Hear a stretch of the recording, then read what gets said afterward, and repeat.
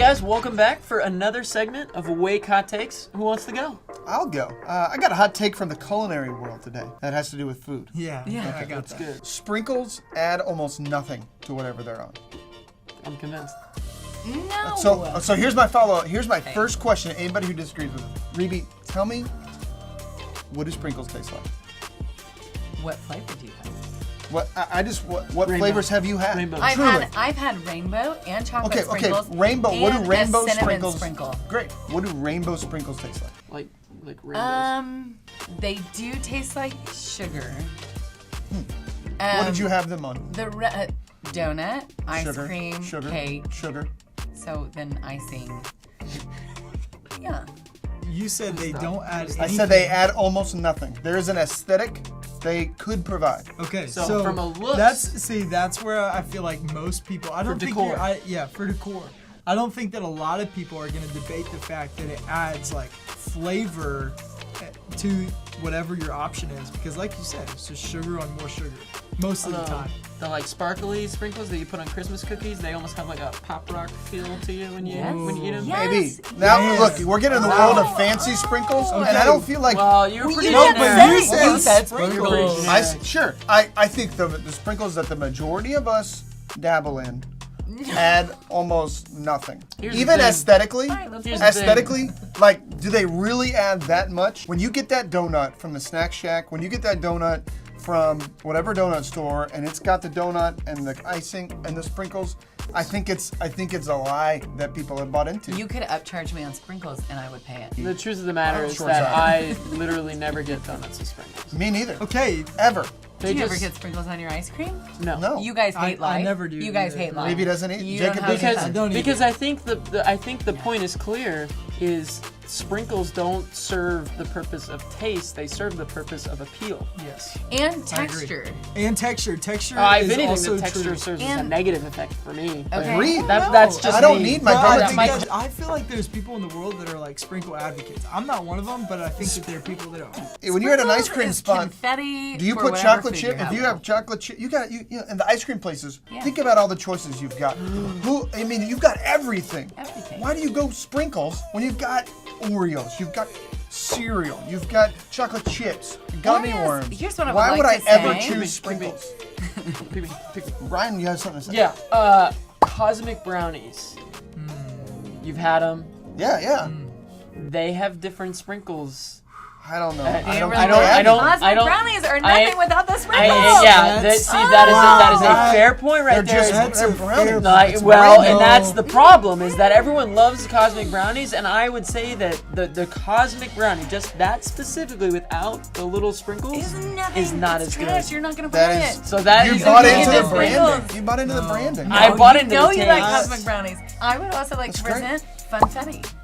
Funfetti cookies, funfetti cake, funfetti cupcakes. Is that where it's cooked funfetti in? pancakes? That's- it's a baked-in sprinkle and a That's sprinkle different. in the icing. How's No, that it's the different? same, bro. Because it's baked Oh. into it. It's like No, made it's in. because sprinkles add something. Like, Sean, I'm you know, sorry that you did your but- wedding wrong and you didn't put sprinkles on We your had cake. pie at my Well, wedding. It was wonderful. I don't think we're in the kind of place pie? to All kinds. declare whether a wedding was done right or wrong, but I No, said- he just Ryan, said I'm they glad add that- Sprinkles almost add nothing. almost nothing We did to the clarify table. that already. so it wasn't To whatever related they put to on. flavor. It wasn't related to. It was generic. It was Add generic. almost nothing. Because sprinkles add to the appeal of decor, and In some cases.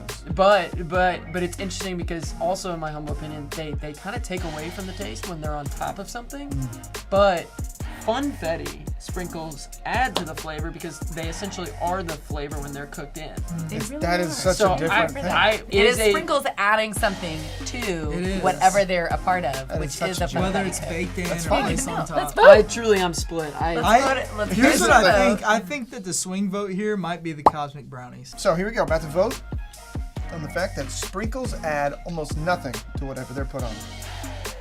1, 2, 3. Oh no! No! I meant that. No, I did not vote for you. I did not vote for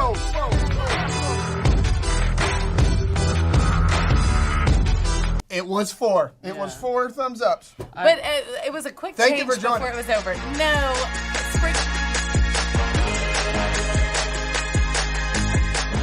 Hey guys, thanks for joining us as we continue our series, Resolve.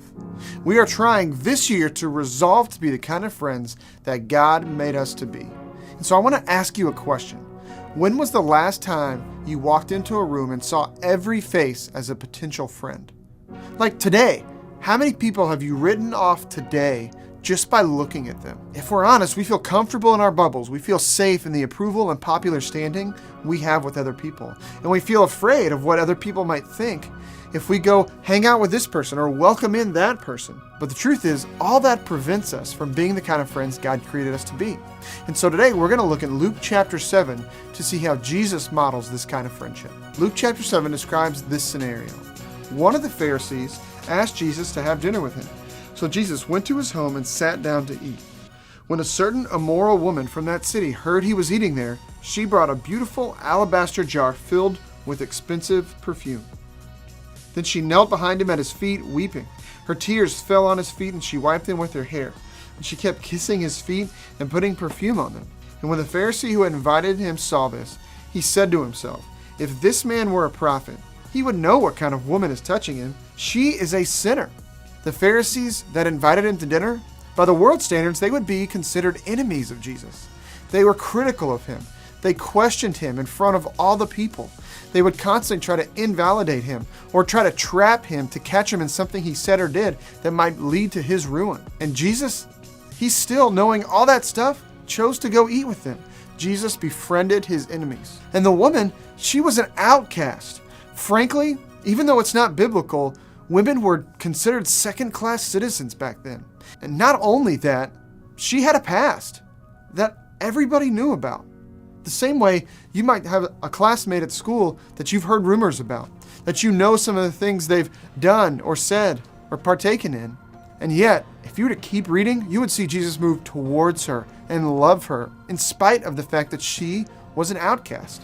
Jesus wasn't afraid to love people if it meant other people might not accept him. Often he saw that as a marker of their own hearts, and he would call them out or question them on that. The same is true in your life. If people are going to be out on you because you care for somebody well, because you welcome in the outcast, because you try to befriend your enemies, man, that's an indication of their own heart too.